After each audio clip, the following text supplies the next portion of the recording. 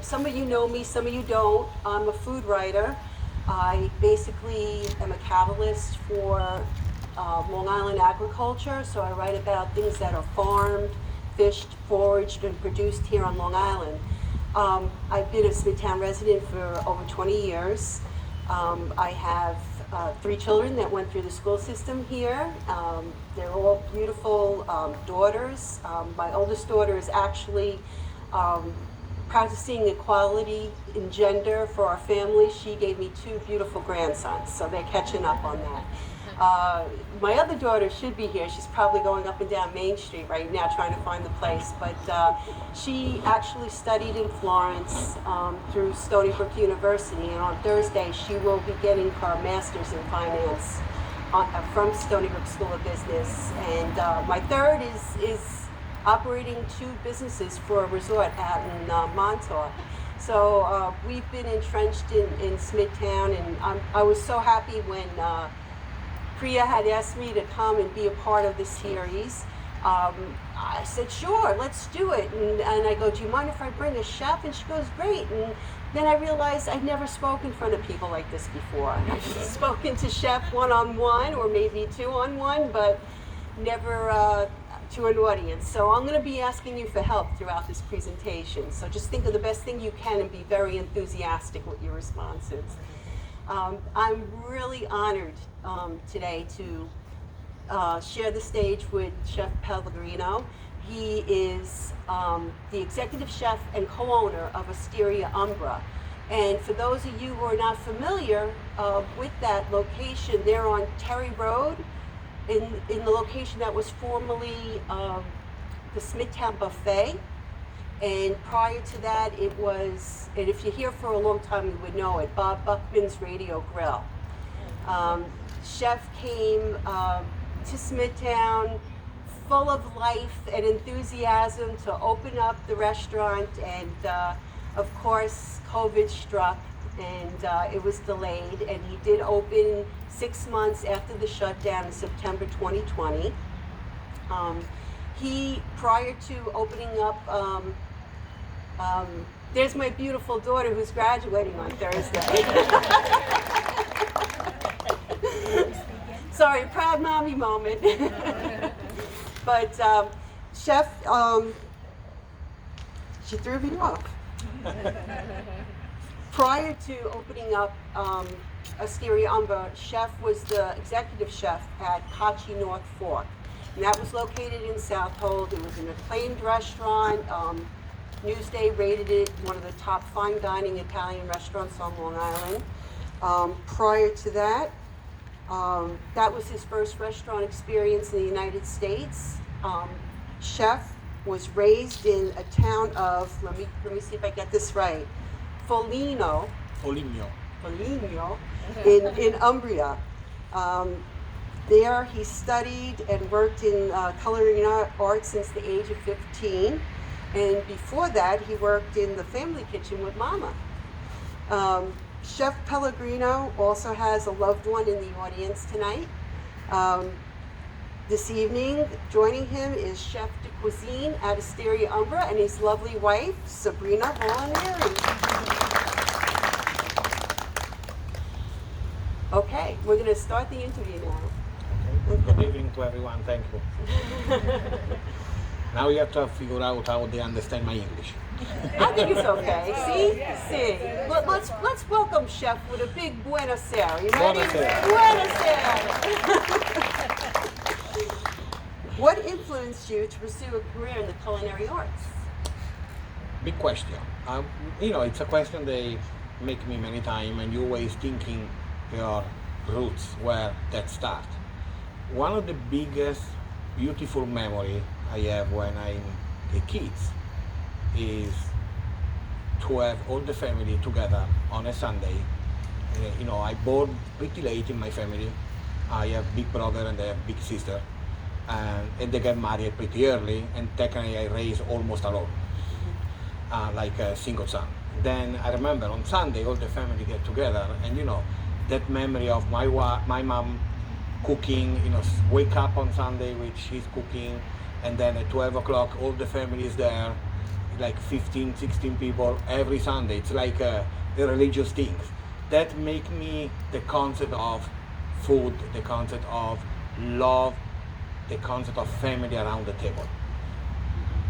And there is start, you know, slowly I start, in Italy at that time you choose the high school at 14, and the high school, they already have a direction of your career. And I chose chef, and everything started there.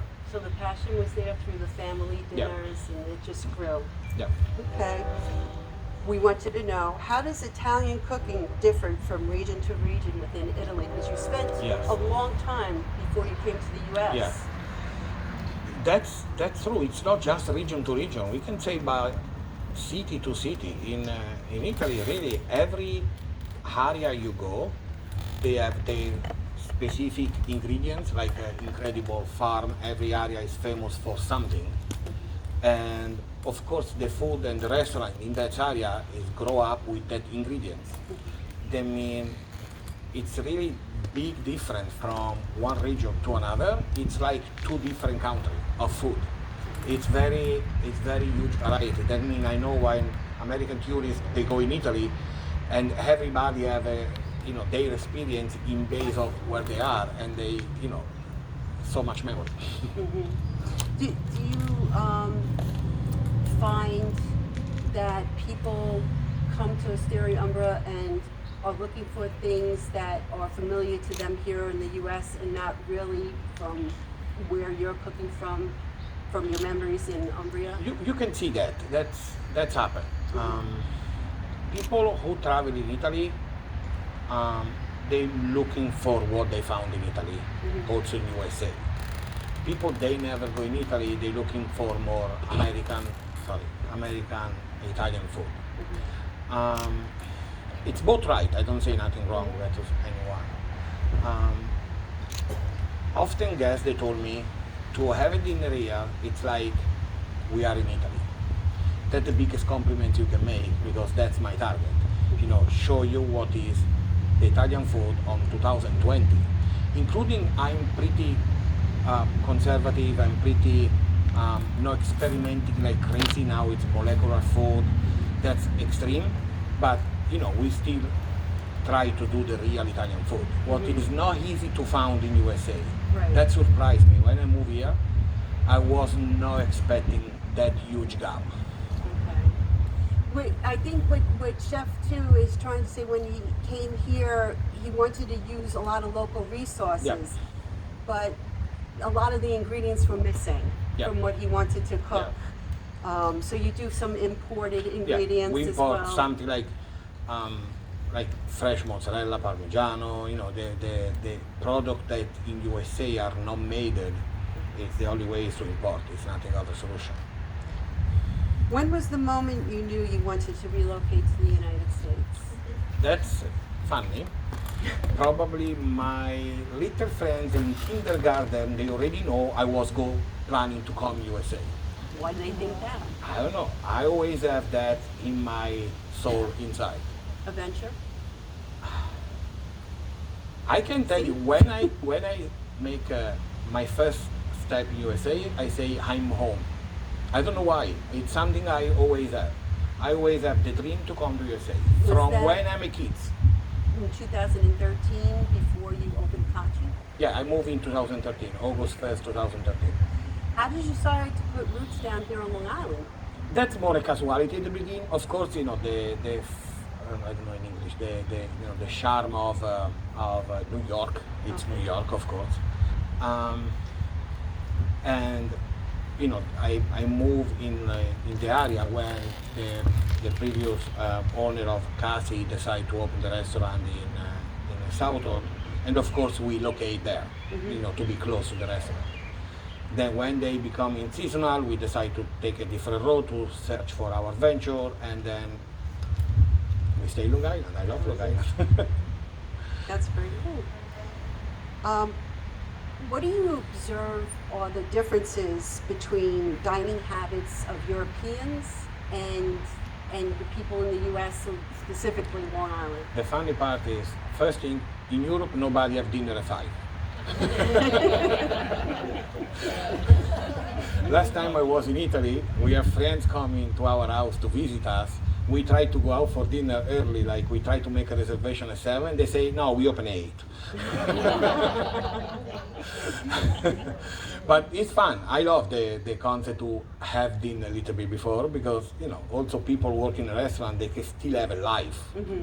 I mean, if you go in Milan, restaurant, they accept reservation until 1 o'clock in the night. Oh, wow. That's, you know, it's impossible life. Difference. In Italy, you have, I can say 95% of the population, they are foodie people. In USA, mostly of them, but is a bigger variety of culture. That means everybody see their side of the cake. You know, everybody have their vision of what is foodie. What is foodie for me is maybe not foodie for another person. Well, then, if you're not, you're no friend of mine.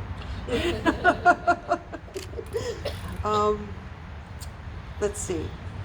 What is the difference between, okay, and we're going backpedaling a little bit, authentic Italian and American Italian food? Let's the Yeah, I'm trying to understand how that happened, because there are so many dishes in USA, what they are not Italian. I know they call Italian, but that's not Italian food. And I understand, you know, that's maybe the first wave of immigrants coming from many years ago, and this person, they grew up here. I think one of the first things that make that little change is the concept of, for an older generation of American, protein mean quality. I mean, if a plate of, like, make an example, the chicken parmigiana. Original recipe was eggplant parmigiana. But not now it's different. Like 20, 30, 50 years ago, people, if they don't see protein in their plate, it's the only vegetable, they consider the plate poor.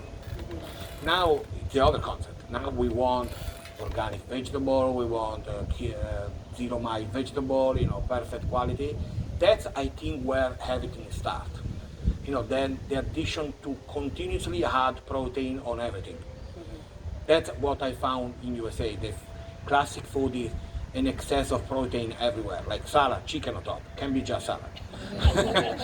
You know, is this why, if you go to Osteria Umbra, it's quite the experience. What's the square footage of the entire restaurant? It's I think rather it's large. 5,600, yeah. And it's broken up into 2 different dining rooms and a center area where there's a bar and high tabletops. But is it 6,000 pounds? Yeah. There's a 6,000 pound wood burning stove that's open for you to sit and watch them cook a lot of protein on. Oh yeah, A that's lot of protein. protein on. Okay.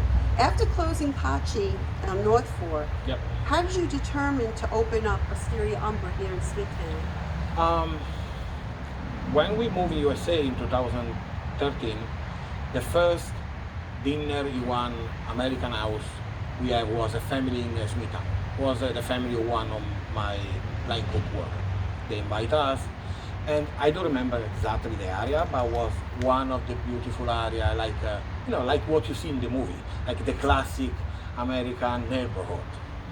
And we get in love with this area because it's so nice, you know. It's and then you know, the mall, and you start to visit in the area, and I make my research, of course, where open the restaurant, and I found out that's the area where they are the classic American family.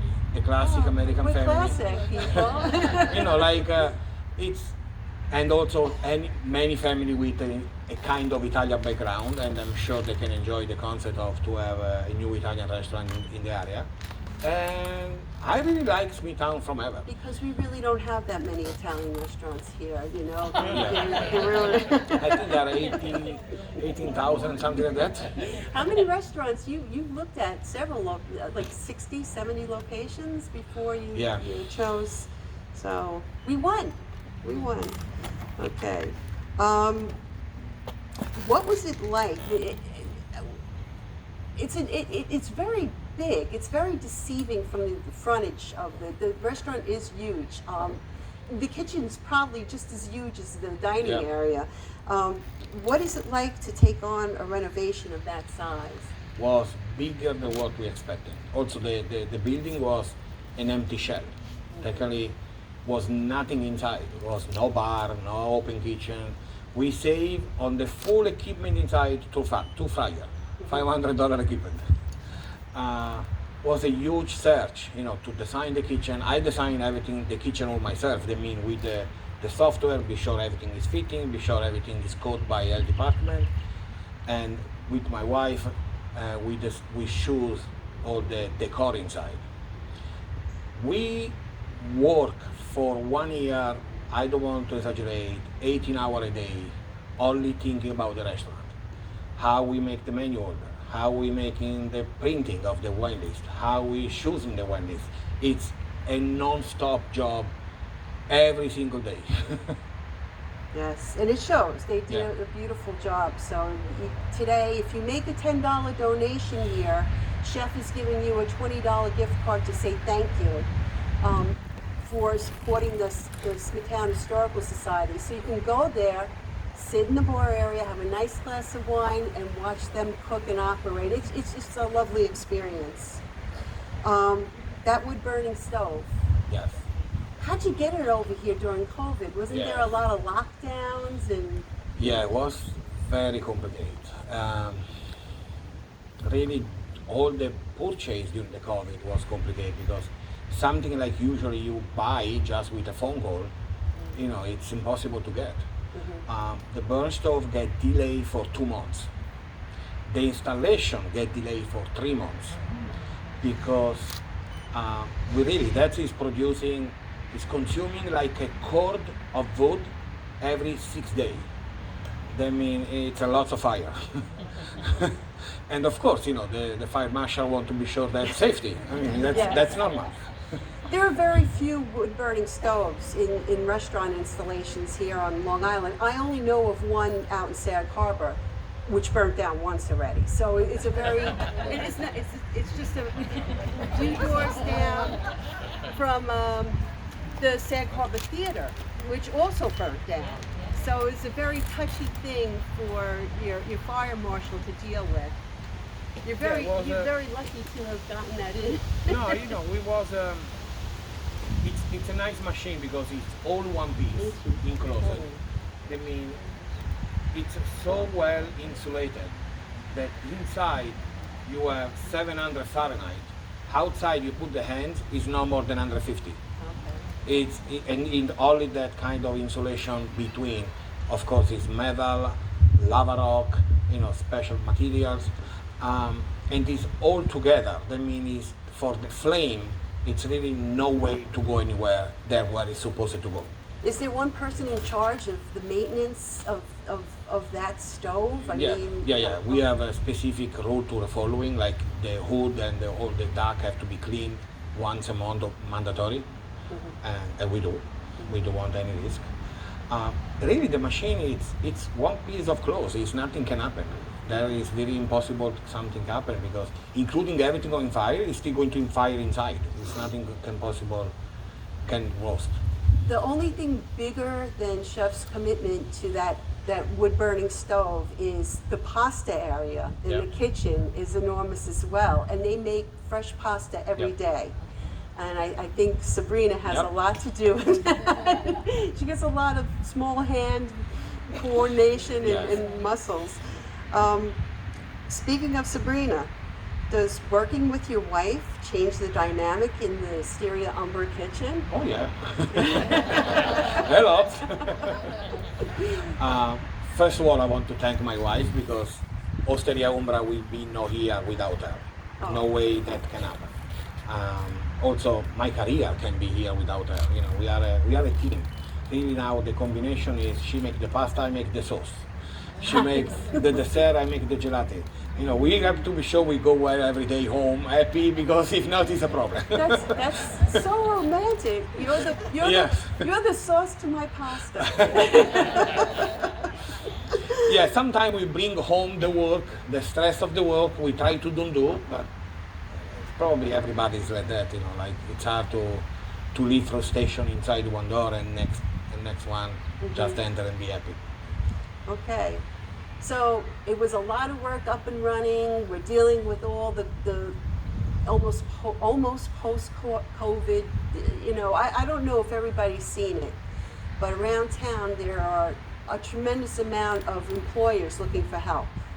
And they can't get anyone because they're still receiving stimulus checks and welfare checks, and now the problem is that they can facilitate an opening. Help is very difficult to find. What motivates you to stay in this crazy business? I make that question many times. It's that I honestly almost tried like 30 years ago to think something different. I say, no, that's not for me. I need to be on the restaurant. That's what I like. Ago. Really? Because when you said, you decided to go into this at the age of 15, I figured you only had a couple of years experience. Yeah. Yeah, it's very hard to find employee. If you go anywhere, please be patient with any restaurant because it's impossible for them to find staff. I'm looking for weather 24 hours a day for the last 3 months. I have more than 100 interview scheduled. I see 3 people only. And I hire 3, they don't show up. No way to find somebody in this moment. I understand, it's if you don't getting a huge salary and you can get unemployment, I understand. I don't judge nothing, but it's very complicated in this moment to find somebody. Very complicated. Okay. I'm sorry to hear that. How do you see yourself contributing to the Smithtown community? Yes. We really planned with my wife Sabrina. We tried to do last March 8th, but was too much COVID. We want to do like fundraising event at the restaurant. We want to start a series. Christine's going. Yes, we want to start a series for March 8th. March 8th in Italy is a big day. It's a Women's Day, and now it's becoming International Women's Day. Well, it's Women's History Month, Yes. right? Oh, you're historians, right? You should know this, right? Women's History Month in March, yes? And we want to do something on that day. We try to do something, but it's impossible to do nothing on that moment. You can be stand up in one bar or can do nothing. Then okay, we have to wait next year. All right, ladies, next March, you know where we're going, right? it's a date. What advice do you have for people looking to enjoy a fine dining experience? I know you already said be patient because of the circumstances, but I know a lot of people, Priya and I had gone out east and we had seen a similar performance with Tom Colicchio, from Top Chef, and Florence Fabricant from the New York Times. She interviewed him. And somebody from the audience said, I love going out to eat. I love the experience, and I love being served food, but can't you make it cheaper? I can't afford this, And I'll tell you what Mr. Colicchio said. He said, you should learn how to cook. That's what he said. So, what advice do you have for people sitting down and wanting that fine dining experience? What kind of mindset? As always, as everything starts the discussion is, to me, a fine dining experience is where you sit down with the people you love and you take your time. Don't run during your dinner. Stay there, take your time, try one appetizer to share, try a pasta to share. I don't want to say don't go out Friday and Saturday because that's the bother of the restaurant, but if you really want to enjoy a restaurant, it's Monday to Thursday, the best time you can enjoy it. Because all the stuff is for you, it's usually quiet. That's my best selection if I want to go out and really enjoy a night quiet. Friday and Saturday is a little bit everything more stressed out because, also people is more stressed out. It's really a difference between do I need to eat or Yes. am I going to have A relaxed an night. experience? Yes. And what's really nice about Osteria Umbra which a lot of it disappeared from the restaurant scene for a long time, is tableside service. Yeah. You know, you could order dishes that are actually put together right in front of you. And I just find that great. I love that. To me, it's like dinner theater. So I think, how are we doing on time, Priya? I'm too much fast. We could take a break. I think at this time, if you want to stretch your legs, get some relief from the sun, we have some refreshments.